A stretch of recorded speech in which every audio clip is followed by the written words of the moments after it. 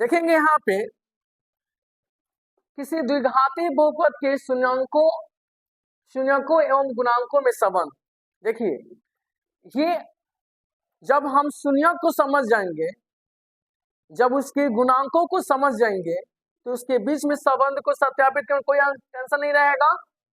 तो ये जानने से पहले हम ये जाने कि ये हमारा द्विघात समीकरण जो है, द्विघात जो बहुपद है, उसके ये योगफल और गुणनफल होता कि नहीं होता है, ये पहले हम समझ लेते हैं।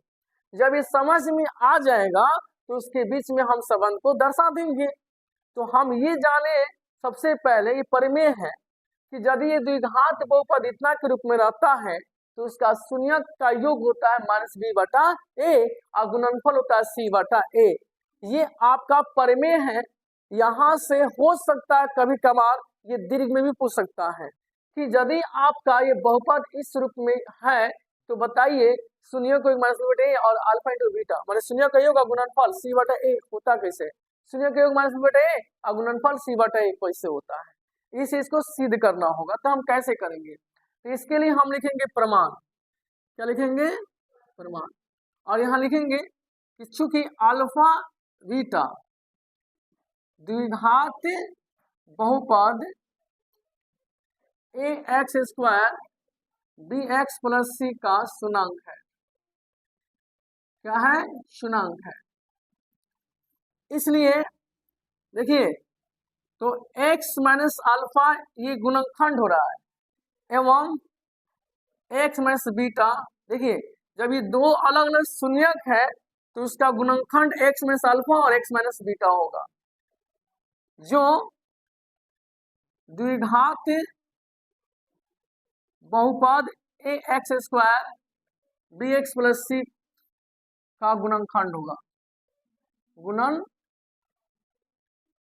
गुणनखंड होंगे। ठीक है, इसलिए ax² bx + c बराबर x - अल्फा,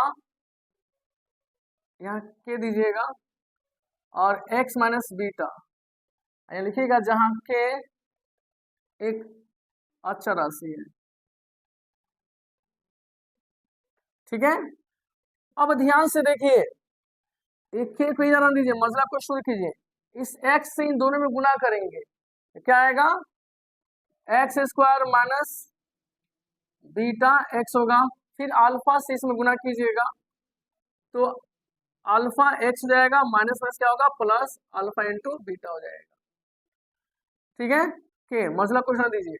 अब देखिए x², इन दोनों में ध्यान से देखिए, माइनस मिल रहा है और x मिल रहा है, तो माइनस लेंगे तो क्या होगा, बीटा प्लस अल्फा होगा। माइनस को इधर कर लेता हूं मैं, ऐसे हो जाएगा। हालांकि दोनों को -x एक साइड भी लिख सकते थे, लेकिन हम पीछे लेकर लिखा हूं कि गुणांक को दर्शाएगा, अल्फा इंटू बीटा। देखिए अभी x² minus alpha plus beta, यहाँ मतलब कुछ लिखिए, post x alpha into beta. अब देखिए मैंने इसको सीधा कर लिया, अब k से सब में गुना करेगा तो kx², k से इसमें गुना करेगा तो अल्फा प्लस बीटा और k इंटू एक्स ले लिया, और यहाँ पर हो जाएगा k अल्फा इंटू बीटा। चलिए अब यहाँ ध्यान दीजिए, अब खूब ध्यान से देखिए, x² के आगे a है, इस x² के आगे k है, तो हम कह सकते हैं कि a बराबर k हुआ, समीकरण 1। फिर ध्यान से देखिएगा, इस b माने x के आगे b है, ये गुणांक हो रहा है, और इस x के आगे क्या है, ये चीज है माइनस, यानी हम कह सकते b बराबर माइनस कोष्ट अल्फा प्लस बीटा k हुआ। इस समीकरण 2 ले लेंगे। और देखिए c हमारा अचर राशि है, और यहाँ पर c की जगह आएगा k अल्फा इंटू बीटा, समीकरण 3 हो जाएगा। यहाँ लिखेंगे समीकरण 2 एंड 3 में a बराबर k रखने पर, यानी हम 2 में भी a बराबर k रखने पर और c में भी a बराबर k रखने पर, यानी बी बराबर क्या दिया है, कोस्ट अल्फा प्लस बीटा के। अब ये बी रहेगा अल्फा प्लस बीटा, और के का वैल्यू कितना दिया है, ए दिया है, ए रख लीजिए। एक गुना में इधर क्या क्या हो जाएगा, भागा हो जाएगा। अब देखिए यहाँ पर एक सिपर आता है, अभी -1 इधर आके क्या हो जाएगा, गुना गुना में है तो इधर भागा हो तो -1 ही रहेगा, या माइनस वही रहेगा, यानी वो माइनस इधर आ जाएगा, गुना में है। ये अल्फा प्लस बीटा हो गया, यानी अल्फा प्लस बीटा बराबर क्या होगा, -b बटा ए हो गया। देखिए मैंने सिद्ध कर दिया। आपके एग्जाम में ये दीर्घ क्वेश्चन के भी कभी काम करता है। अब 3 में आइए, तो सी बराबर अल्फा इंटू बीटा है, के भी है, ए बराबर के है, यानी के की जगह ए रख सकते हैं हम, अल्फा इंटू बीटा, सी बराबर ए हो गया अल्फा इंटू बीटा। तो देख सकते हैं, इसलिए हमने अल्फा इंटू बीटा बराबर सी बटे ए, जो कि कह सकते हैं बी जो आया है -b। अब गुणांक देखिए, सुनांक गुणांक के बीच में समझ सत्यापित करें तो देखिए ये -b जो है x का गुणांक है। देखिए b जो है यहाँ पे x के गुणांक है यहाँ पे।